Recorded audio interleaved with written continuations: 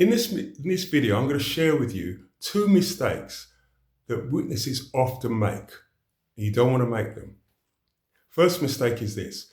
If you're asked a question and you simply don't know the answer to that question, then just say you don't know. You don't know the answer. There's no shame in saying that you don't know the answer. Even if you think you should know, but you don't know, it's as simple as that. You don't know, so just say you don't know.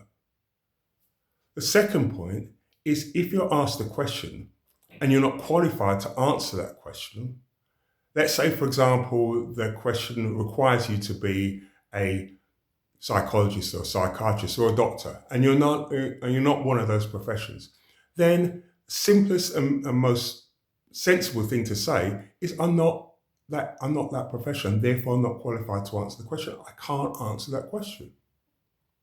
That's all the judge wants. The judge wants to know whether you can answer whether you can answer the question. If you're not qualified to answer the question, then that's what you say. When you try to answer a question and you're not qualified to answer that question, you just look silly and you wasted the judge's time. It doesn't look good.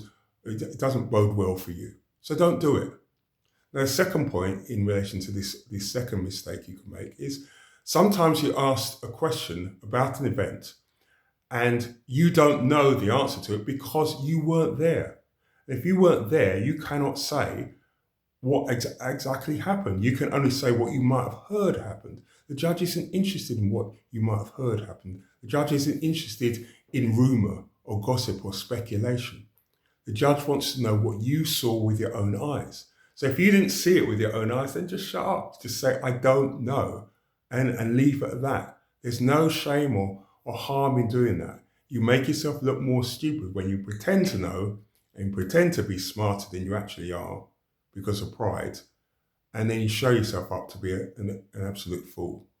So don't do it. You don't want to look like that at court. Take my word for it. Thanks for listening. See you again soon.